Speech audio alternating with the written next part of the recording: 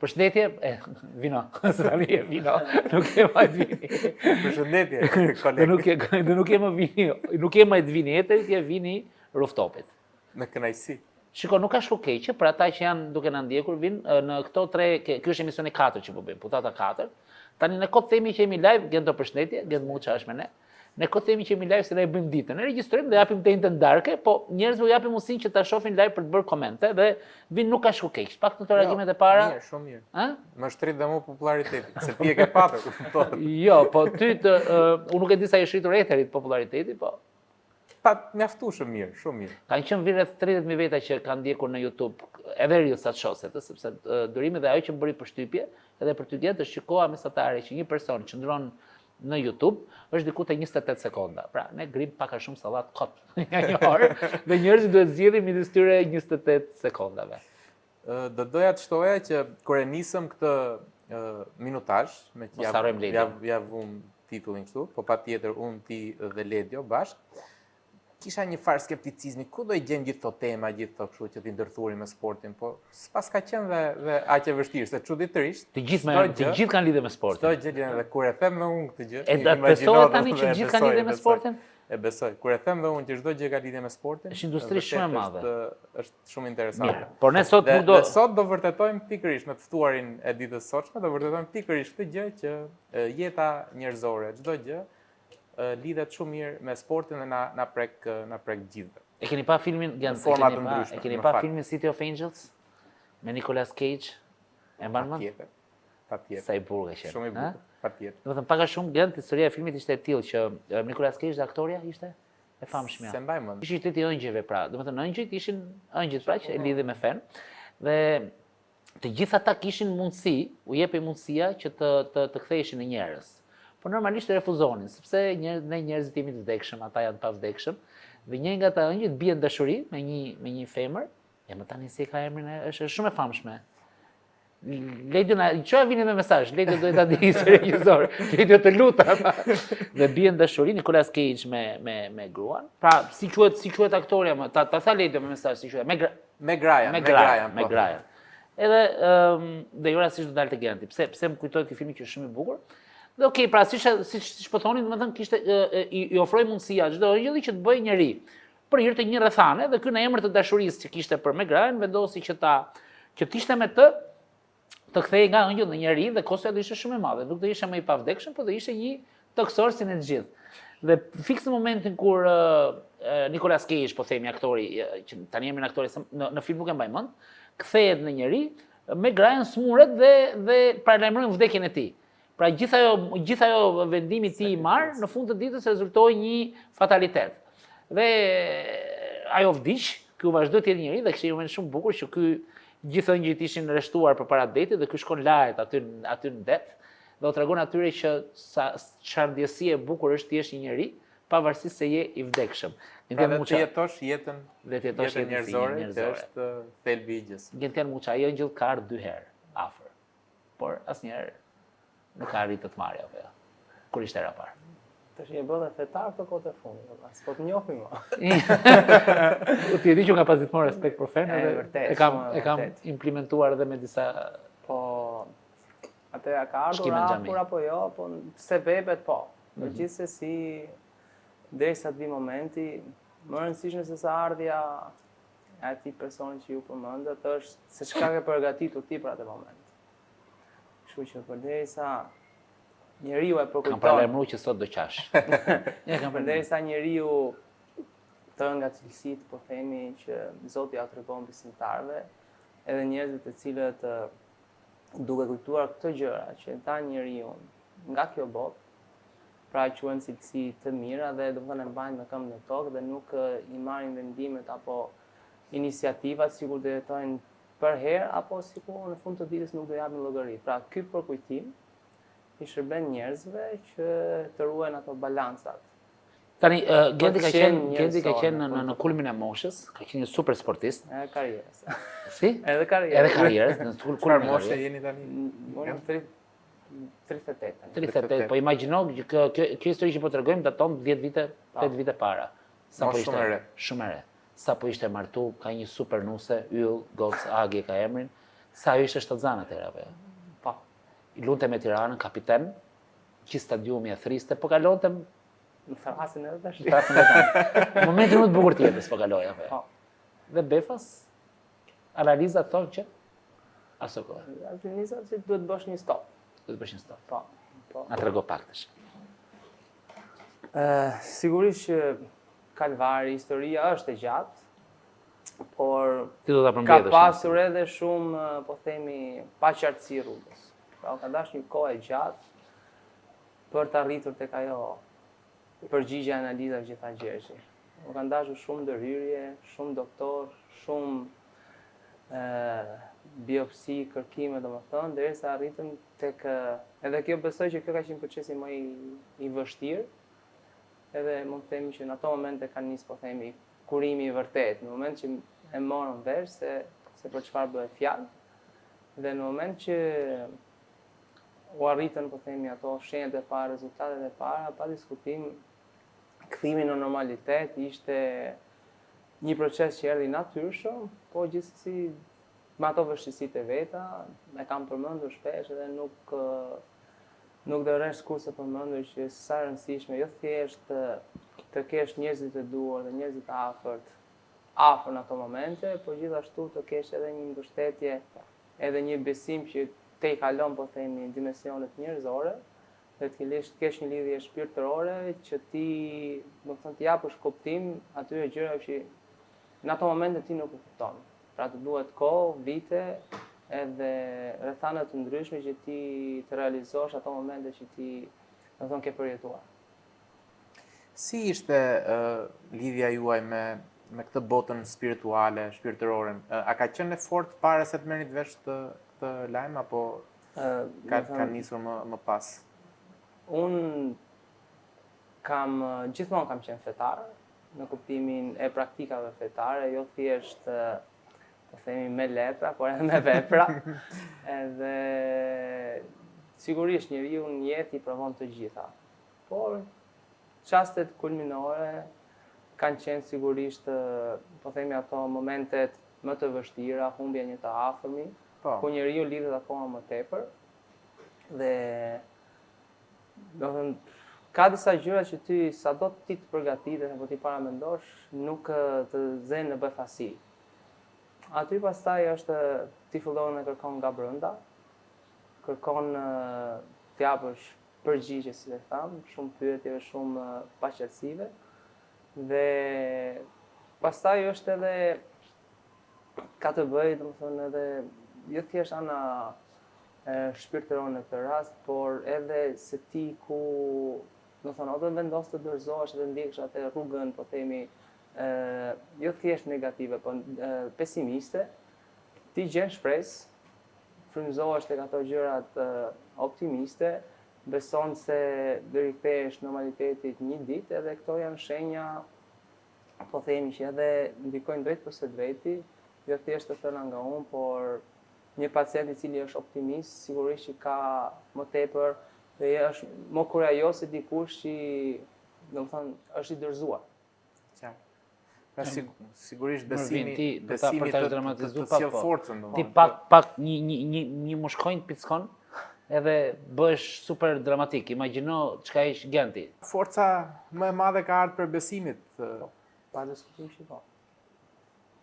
Gjithmonë më ka intriguar kjo gjë se si njerëzit në momente ti nuk je besimtar tipik. Unë besoj, nuk jam praktikant, do thoja, besoj. Nuk shkon në xhami, kish? Jo, nuk shkoj. Kam shku së fundmi në xhami, tek xhamia e Farkës, me Ylli Agën, e përshëndes, Ylli është besimtar shumë i mirë. Genti ti humbe sfidën, se Genti për vite të tëra ka pas shumë dëshirë që të më konvertoj pra. Përkundrat. Vetëm ke bërë progres të madh, se ti nuk e di se sa shumë na predikon Gjergji. Po, kam respekt për fenë muslimane, sinqerisht. Dhe jo vetëm pikpamja spirituale, po dhe nga pikpamja pragmatiste e fesë. Më ka bërë një gjë shumë përshtypje, për shembull që është e vërtetë që femrat në Kur'an dhe në prakticitet nuk duhet t'i japin dorën meshkujve. Dhe kjo gjë më bëri të mendoja, sepse dhënia e dorës është një akt shumë intim. bashkohen nervat e njëri tjetrit dhe mund të krijoj.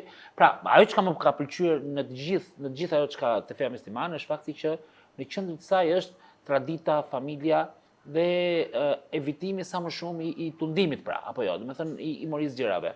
Ajo që kuptova një të premten, që shkova në xhami, ishte që pikës pari ti qëndroj aty 60 minuta pa telefon, pa njerëz, pa punë, pa asgjë. Pikës pari, domethënë ti kishe një distraction, të cilin nuk e bën dot zakonisht.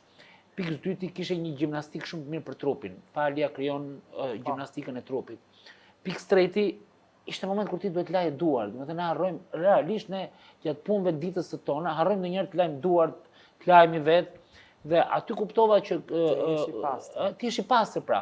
Dhe gjithë këto gjëra nuk ka të bëjnë as me bombat, as me Iranin, as me Izraelin, as me Kishën, ka të bëjnë me njeriu.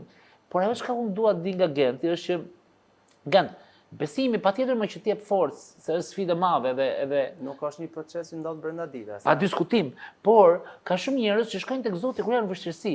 Ndërkohë që ti ishe te Zoti, kështu e mendoj dhe unë. Kur ishe për bukuri, dhe pyetja ime është, kur je për bukuri dhe je te Zoti, dhe të vjen lajmi që mund të shkosh atje lart, a zgënjehesh nga Zoti më vonë? Dëgjoj fal. Shumë e bukur si pyetje. Domethënë, po të thellohesh në fe, ka shumë shprehje të cilat japin një përgjigje shumë të qartë sa që ti sapo the. Atë Zoti i ka vendosur një obligim vetes së tij që mëshira e tij do e kaloj dënimin e tij, hidhërimin e tij. Që do të thotë, në çdo moment ti vendosi të rikthehesh Zotit. Ajo derë është e hapur për ty. Pra ti mendon që ne këtu jemi kalimtar, pra? Po pa diskutim që jemi kalimtar. Por ti nuk mendon që jeta këtu është gjë më e rëndësishme jona? Po jo, pa diskutim që jo. Kjo nuk do të thotë që ne ta neglizhojmë këtë jetë, pasi në mënyrë sa jetë ku do dilte forca, që poshtë smundjen. Ne, domethënë, fitojmë jetën tjetër. Pra kjo nuk do të thotë që ne ta neglizhojmë fare këtë jetë, të izolohemi apo ku diun, të shkojmë të jetojmë mal, se Jehova ka këtë teori zakonisht?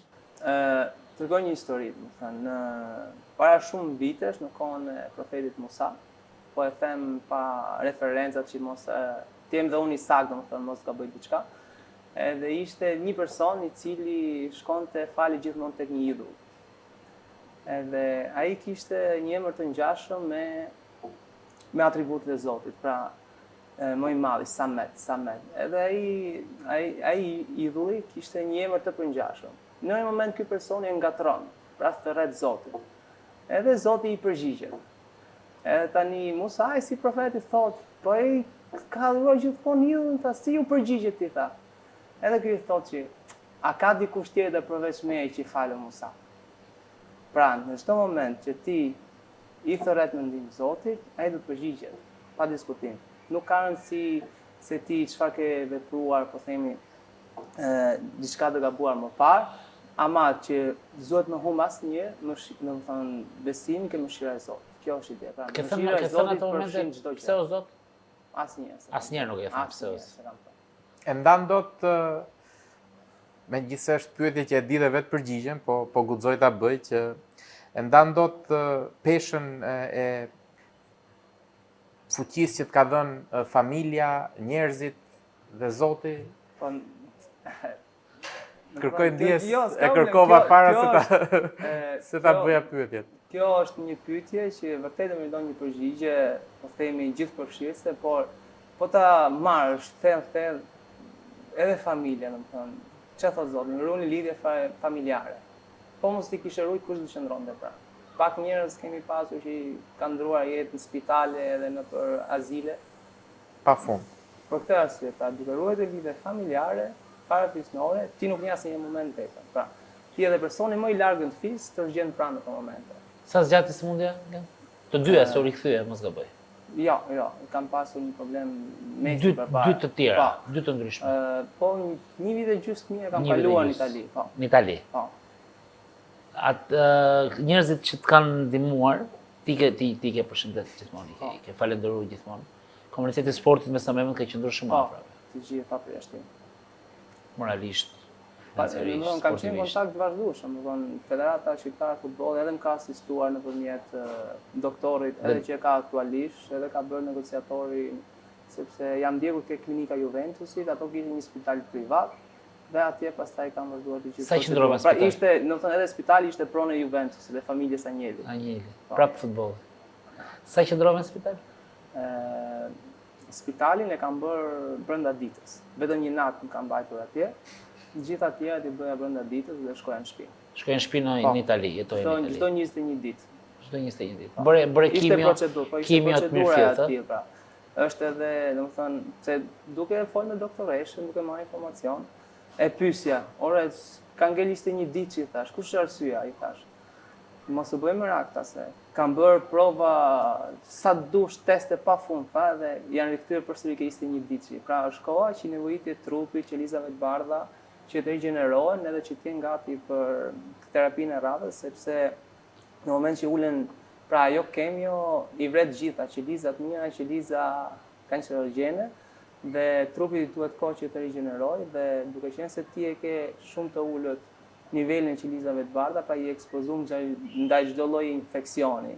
Edhe në moment që ti smuhesh, nuk je i afër dhe trupi jot nuk e përballon kemion e radhës. Jam shumë kurioz ta di, mbasi kalon kjo faza e vështirë, mbasi mposhtet kjo smundje si çfarë mbetet tek personi? Çfarë mbetet te të afërmit, te familja? Si e shikoni jetën, si vlerësoni gjërat? Kemi normalitet, pa diskutim që nuk thon jeta vazhdon, ëh. Patjetër. Edhe në kuptimin e fjalës që tani kaloj çdo gjë, jenë monitorim, po duhet të rikthesh përsëri ku ishe përpara kësaj gjëje. Jo, ne kam më shumë dhe kjo. Kjo është një pyetje për mua, se e kam më shumë dhe kjo, a bëhesh nervoz për gjëra që kështu kota po disa i filtron, domethënë. Jo vetëm ti, po edhe persona që ke afër, shumë gjëra të cilat mund të bësh te nami më përpara, s'ka gjë tani. Tani je më i qetë. Domethënë, edhe kur vinë sprovat, vinë në kuptimin që o e forcojnë njeriu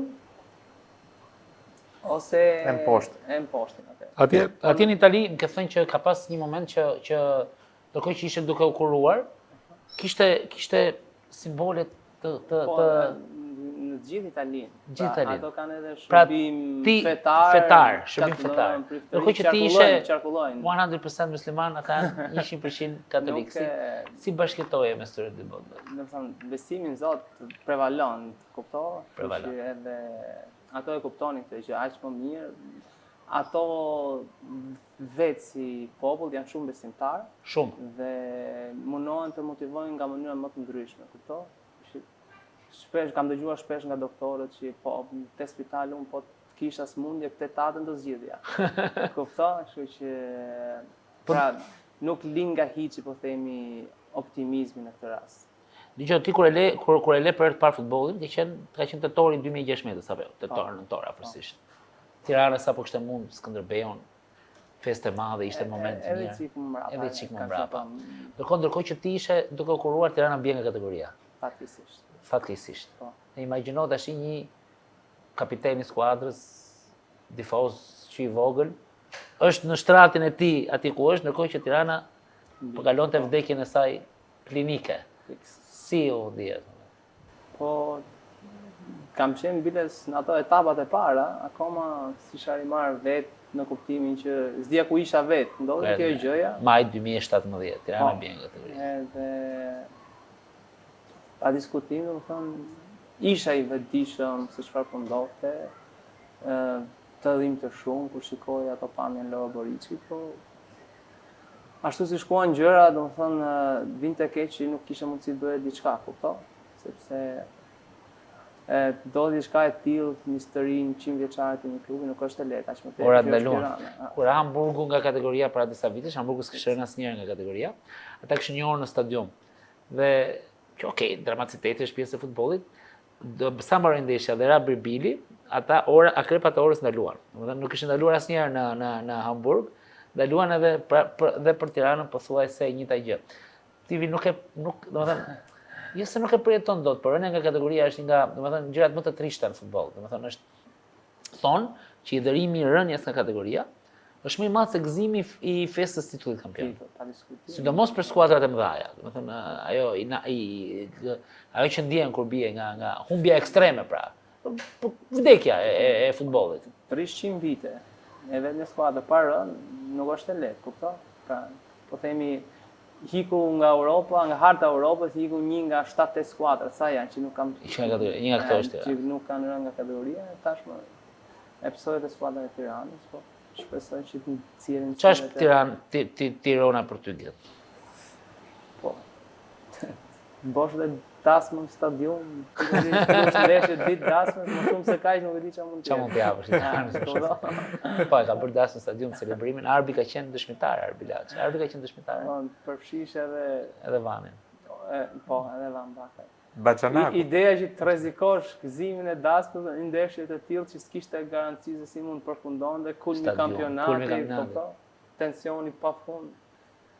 Ajo zonja e bashkisë si thoshte hajde, unë isha në zemër, hajde të bëjmë celebrimin. Kupton tash aty vetëm për dasmën s'kishim me një aty, po. Fitom aty. Ja, vërtet. 2-1. Skënderbeu. Si është ndjer Nusja? Po. Me këtë organizim. Agi është gjithmonë kundër.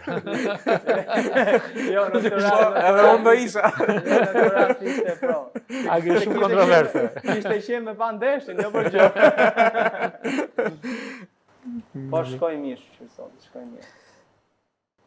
Në fund fare mbizotron njerëzorja, mendoj unë, si për të rilidhur atë me, që tha Gjergji, me ambientin kristian ku një besimtar musliman nuk urua, ashtu dhe me sa kam bërën detyrat e shtëpisë, juve jeni, siç e thatë dhe vetë, jeni mbështetur shumë nga tifozerit të ndryshme, përfshirë këtu dhe tifozerin kundërshtare të Partizanit. Gjë që mua më ka bërë përshtypje kjo gjë. Ju si e keni përjetuar këtë gjë? Ka qenë, po themi, jo negocim, po iniciativën e ka marrë një ish lojtar i Partizanit dhe duke qenë se iniciativa vjen nga lojtarë të tillë pa diskutim që ka të bëjë edhe me përfshirjen e klubit, kështu që unë jo thjesht kam falendëruar, po më njohës për atë gjest. Është gjesti patjetër, nuk ka rëndësi. Po, dhe aq më tepër që u bashkangjit edhe shumë skuadrave të tjera, por kur vjen nga rivali sportiv në këtë rast, pa diskutim që ti imponon respekt. Okej, pyetja fundit për sa i përket dramës që ke kaluar është rikthimi. Se rikthimet janë dramë vete. Sepse është se puna që në momentin që ti shrohesh, njerëzit thonë okay, jepi tash. Fiks. Vazhdo, s'ke më nevojë për ne. Domethënë, ktheu aty ku ishe ose bëj ç'të duash me jetën tënde. Çdo dramë mund të jetë dhe komedi, kështu që. Mund të kthehet dhe komedi, po patjetër që kur ka kriza të mëdha ka dhe fillime të mëdha, ka dhe gjenerime të mëdha. Ndonjëherë njeriu duhet të shkojë drejt fundit për të provuar asgjën e detit si tek City of Angels. Apostimi dhe ndet. Dhe apostimi dhe ndet, këtu është shumë bukur, me thënë drejtën, në Ether. Ether dyshi kur planifikon të... Së shpejt. Kismet. Vendimën e Zotit. Dhe jo vetëm në këtë rast, po patjetër. Kur ti duhet të rikthehesh në futbollit, të gjithë ata që të kishin mbështet gjatë smundjes thonin jo, nuk do të kthehesh në futbollit. S'ishte gjë e zgjuar, më thoshin. Nuk është gjë e zgjuar, thonë. Nuk është gjë e zgjuar, po. Dikush thoshte që nuk vrapon dot. Pikërisht. Kam pas jo pak probleme, por thash. Kam dalë televizor dhe kam thënë që nëse Gentian Muça do të rikthehet futbollit, zyrtarisht ai duhet pajiset me një kartel psikiatrie. Me vërtet? Se kam dëgjuar. Do jetë një çmendur e thënë Gjuana për këtë. Okej, vlen, por nuk ishte e dal nga hiçi kjo gjë, sepse kishte 2 vjet pa prek topin me to. Që ta doktori aktual i kombëtarës tonë dhe që më ka rekomanduar ai doktori që më ka kirurgu që më ka operuar, pra onkolog ortopedik, ai zgjeshte jo pak herë me doktoreshën që po më ndiqte mua në kurim. Edhe madje guxoi dhe i tha asaj që për kockën vendos unë, se unë jam kirurgu. Okej. Ti je fund të tuja. Okej. Edhe ai më thoshte ti mund të lozësh prapë. Edhe ai në Torino e kishte në ofkën mesi kirurgë. Pra nëse dikush mund inseronte, po themi, një implant të tillë, mund ta bënte vetëm ai pa cënu strukturën. Po ndërkohë ti mban mend asë kohë që drejtuesit e Tiranës, përfshirë presidenti thonin dera jonë është e hapur gjithmonë për Muçën, por ne I sugjerojmë atij që të filloj trajnerin dhe lojtarin. Jo, ata ndoshta ata e bënin për mirë, do të thënë. Përderisa e bënte familja ime, nuk bënte përjashtim të këtë pjesë e familja e Tiranës, se që donte të mirën time. Po fira triti kur e fillonte. Muça është I mirë se ardhur, por do t'i sugjeroja, ai thoshte, mund të marrë rolin që do jetë. Kushdo normalisht patjetër. Thash, është këmbgulja ime nuk bazohen fantazi. Viti 2019, vera viti 2019. Ti rikthehesh për të luajtur dhe gjen veten në një skuadër që ishte programuar për qenë Dream Team. Është Tirana më e mirë gjithë kohë. E mbi populluar. Muçi. Ishte një bestoj lojtari kombëtar, sa kishte dalë atëherë, diun Torrasa, Kale, Kombina, Ngo, Karabeci, Osmani, Kristi Vangjeli, Leon Lika, Dream Team. Për çdo pozicion kishte 2 role. Ekip I madh dhe Genti shfaqet në stërvitje për të rifilluar për 23 apo ja. Po, ndoshta edhe ke Tirana B kam diçka më. Tirana B. 8 muaj më vonë në mars, pra 1 muaj para pandemisë. Kundër Kukësit aty duhet ndalen. Tirana fiton një ndeshje 2-1 kundër Kukësit. Jo, e humbasim 3-1. Është ndeshja ime e parë. Jo, po flas për ndeshjen që fituam në Albania. Pse do po e them atë? Okej. 2-1. Dhe në atë moment vinon Genti, jo vetëm që kishte filluar të thonte, jo vetëm që ishte titullar, jo vetëm që ishte I rëndësishëm, ishte parakaluar gjithë, po ishte si më thënë një lloj udhërfyesi për trajnerin e GBO, I cili në mënyrë ironike është një kristian shumë I mirë, pra këtu bashkëtonte prapë, si më thënë, të dy afet me njëra tjetrën. Këtu në Shqipëri gjithmonë për të thënë atë që është. Gjithmonë kanë bashkëtuar. Dhe kulmi arrin në një Tirana Partizani 5-1. Victoria më e thellë e Tiranës. Ka qenë ndeshja jo më e mirë, që s'ka qenë ndeshja e këtyre më e mirë. Se ka mundësi që në arkun e 6 muajve ti u bëre më I mirë. Genti u bë më I mirë se ç'ishte përpara se të kishte smundje. Po tam pra, duhet me besu në këtë gjëra. Po nuk besove. Nuk besoj mjaftueshëm në Gentin e parë? Jo, s'ka lidhje që nuk besoja, por me shkuptim në Gentin e parë. Genti përpara smundjes, nuk ishte kaq shumë besim te vetja se Genti pas saj. Jo, Genti para smundjes ti e di shumë mirë, ndoshta më shumë se çdo kush tjetër. Po, unë shumë mirë. Po, kishte për të mos qenë pjesë e Tiranës, po themi. Por kur ti sakrifikon kaq shumë vite, edhe unë besoja në mënyrë të çmendur që Tirana do bënte diçka aty. Edhe unë s'kisha si të mos isha pjesë. Pra duke I pleqëruar gjithë këto gjëra me këshillat mjekësore. Pse mos më provu edhe një herë të fundit, kupton? Me drejtë. Ideja që unë, domethënë, nga momenti që jam I kthyer në stërvitje, atë korrik që thua ti 2019-s. Deri ato 4 muaj para pandemisë, unë kisha pritur vetëm një moment. Edhe ai moment erdhi një ndeshje me Kuksin fazën e parë, jo ajo që ti përmendën 2-1, kur rritemi 3-1. Po. Ndeshja ime e parë. Aty ka luajtur për të parë. Aty unë nivel para formacion, pra aty se di si të shkonte muhabeti, kupton? Po trivesh 3-1 edhe të sigurosh një vend ndeshjen tjetër në derbi, se ti e di se çfarë bëhet në derbi. Pa fituar 5 vjet, ishin vend 9 atë ditë. 9 thash. Edhe nga ai moment ne bëjmë 17 fitore radhës. Edhe Tirana ishte shumë e smur dhe Tirana u ringjall. 17 fitore radhës, vend parë me diferencë pikësh me skuadrën kuksiane, se edhe përmbyset gjithë situatën, më thonë. Kështu që përkohë që ishte 100 vjetor, vetëm pandemia e prishi. Në thënë, atmosferë që ka qenë atë vit në stadium, në thënë, era Albania sapo ishte hapur, ndeshje, në thënë, po themi, jo të dorës dytë, po me skuadra Teuta, Laçi, 7-8.000 veta në stadium, në thënë, derbi me zi na bëhen 10.000 veta tani, kupto? Derbi nuk bëhet llaf 18, 19, 20, me zi priteshe. Kështu që thash. Ishte shumë fest, ishte para pandemisë, ishte shumë fest. E kemi përjetuar ndryshe aty, që më thënë drejtën, edhe si skuadër nuk ishte ditë që mos prishim 10 veta në kafe. Kupton? Edhe një gjë e tillë, prandaj është shumë e rëndësishme në një skuadër. Qofse nuk e ke, bëj çfarë dush, pra nuk e prodhon atë si energjinë që krijon bashkëpunimi me njëri tjetrin. Nëse mund të shtjelloni pak akoma për fen, kurioziteti im, se kam dëgjuar shpesh që futbollistët janë bërë praktikantë, janë konvertuar dhe ndjekin rritet. A është dominante kjo në ekipe që ti njeh, për shembull të Tirana, për shembull, a ka kolegë të tu që kanë përqafuar këtë lloj praktike fetare dhe që mendojnë që i ndihmon, i motivon më shumë? Apo është thjesht një mendim, perceptimi im? Në aspektin personal, sigurisht besimi, jo thjesht nuk ka të bëjë thjesht me humbjen e fitore, por në regjimin shumë vjeçar që ti mund të kesh si sportist, pa diskutim që çështja e besimit dhe do të them religionit ty të ndihmon që të ruhesh nga shumë gjëra. Sepse e dim shumë mirë se çfarë bën futbollistët. Po. Jashtë shtetit, shprenime, gjëra. Entertainment.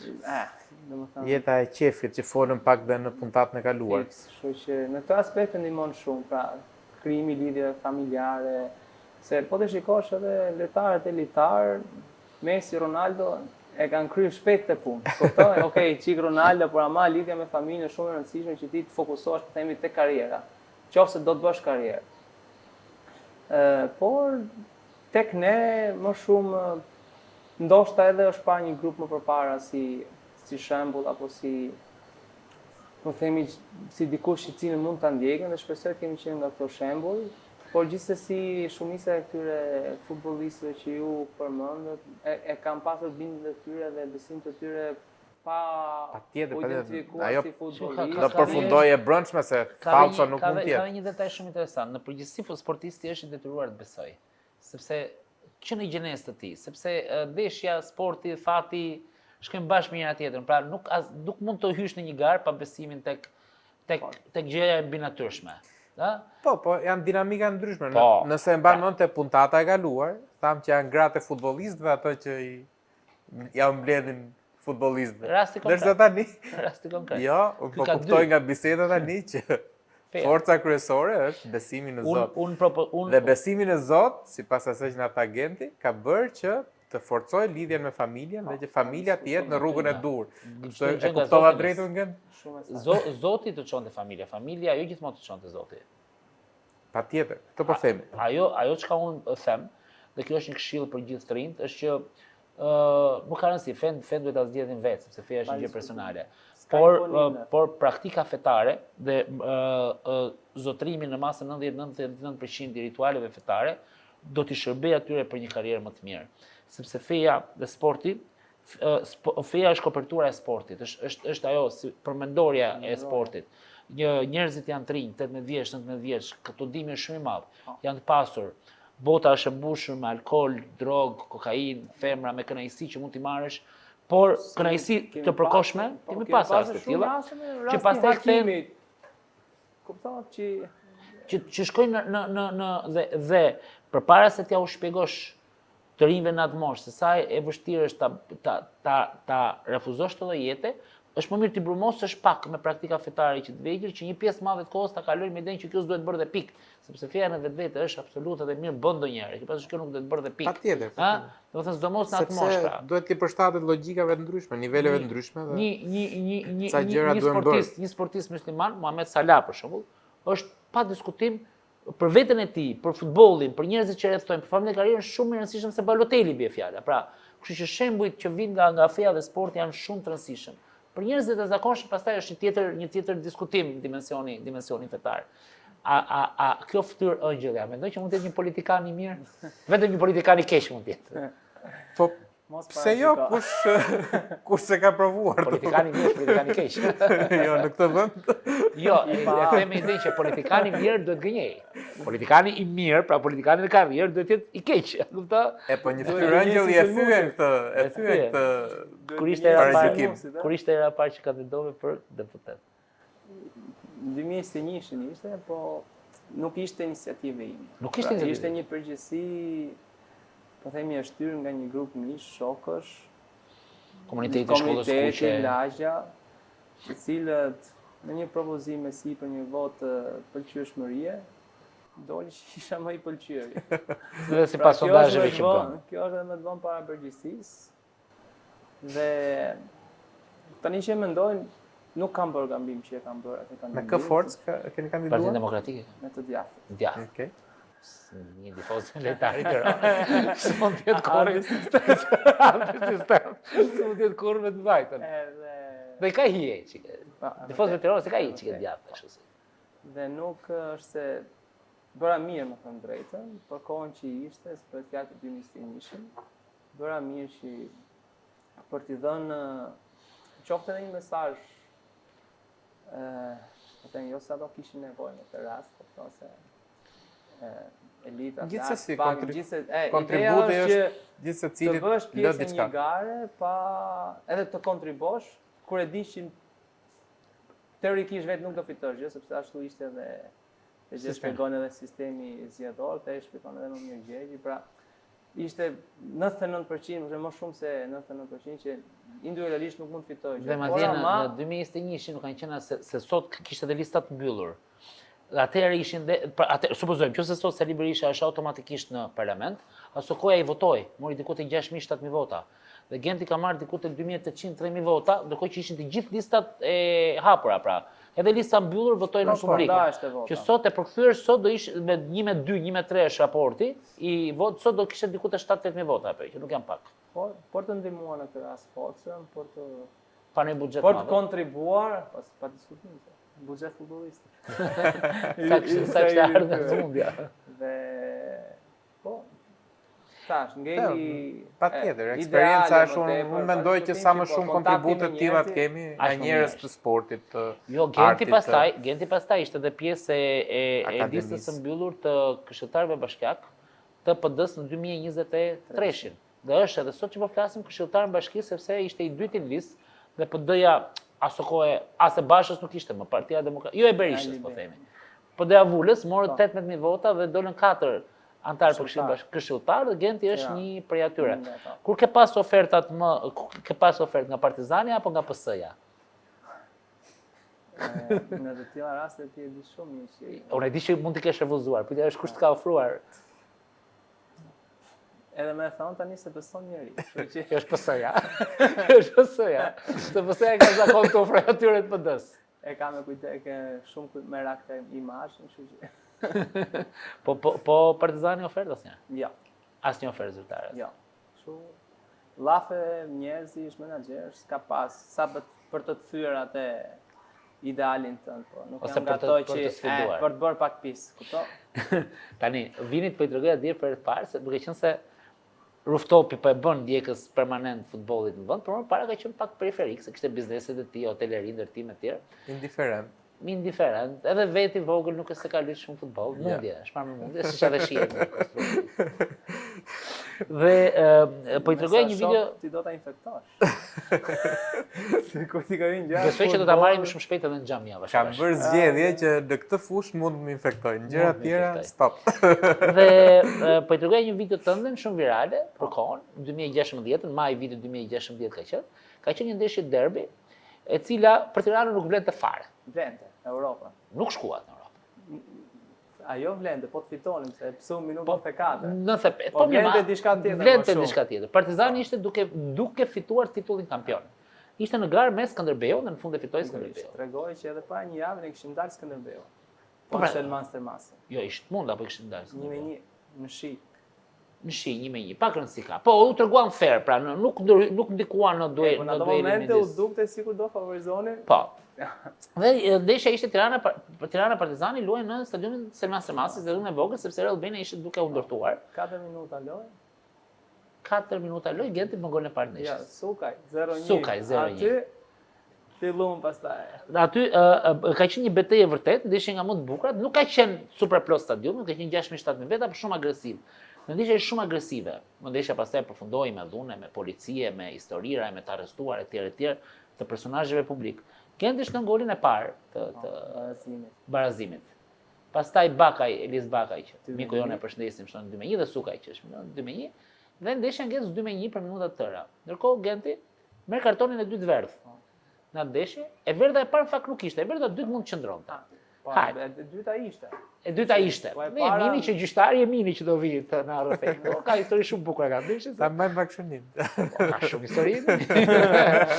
Kur mbaroi ndeshja 2-2 e mini pati një lirim shumë të madh që Partizani nuk humbi, po do na e thot vetë besoj, në rolin e dëshmitarit. Dhe Genti del me karton kuq, pra nga heroi nga heroi në antiheroi etj. Dhe në sekondën e fundit Partizani barazon në fakt 2-2. Por nuk fiton dot ndeshjen, dhe duke mos fituar ndeshjen, praktikisht humbet titullin kampion. Dhe festa e Tiranës që asnjëherë nuk fitoi asgjë, sepse duke pra barazimi sfitoi Partizani. Po barazimi këtyre humbi Europën, atyre u kampionatin. I vetmi që qeshte ishte Skënderbeu, si që bon. Ta këta ziheshin me njëri tjetrin. Dhe shkon tek këndi kur indi foste e Tiranës, merr megafonin dhe fillon ritualin e zakonshëm, i cili për brenda ishte e kishin bërë herë tjetër, kishte komunista, Beograd, Tofina dhe Federata Shqiptare e Futbollit dënon 1 vit. Nëse ndodhi disa ngjarje, shembull, jo vetëm atë ditë dhe jo vetëm ndeshjen tonë. Kishte edhe një incident është nxjerr pak nga konteksti ai historia. Po, më vjen keq, jo thjesht u përdor, po u komentua edhe nga politikanë, imagjino. Është justifozesh. Kërkuan edhe burgim. Për ty. Po. Hajde, nëse. Por gjithsesi pra ajo ishte, do të thonë, fundi i ndeshjes ishte, po themi, përmbledhje e gjithë dinamikës së ditës, akuzave që do i lenin ndeshjen Partizan, konflikti jo i pagët që u bën fush, dhe ajo video ka ndodhur 1 ditë më mbrapa, kur është publikuar, pra atë natë s'ka qenë diskutimi rreth asaj video, kur është publikuar mbrapa, u morën masat, se siç e thash ndodhi edhe incident në një ndeshje tjetër, ku kishte përplasje fizike. Pati të arrestuar. Ato, do thëmë, për të sqaruar, s'ka për të sqaruar kur, sepse u bë emision te FFZ-u për këtë ngjarje. Do thënë, atë akuza ishte disi, po themi edhe qesharak, se nxitje dhunës apo urrëties fashiste, gjëra pa lidhje, s'kishin, ato ishin brenda kontekstit të një tribune ultras. Se njëjtën gjë u munduan me na kopju dhe kishin bërë edhe më përpara dhe lojtarët e Partizanit. Pra ato su marrë vendime të tilla apo nëse gjithsesi ishte momenti i gabuar nga personat fjalë për të bërë shembull person e gabuar. Kështu ndodh. Shëndot. Kur bie në lojën e politikanëve. Unë mendoj që ky ishte minutazhi më zakonisht i qeshim bimgallat, tujmë etj, po ky ne kemi dhënë shumë mesazhe, apo jo?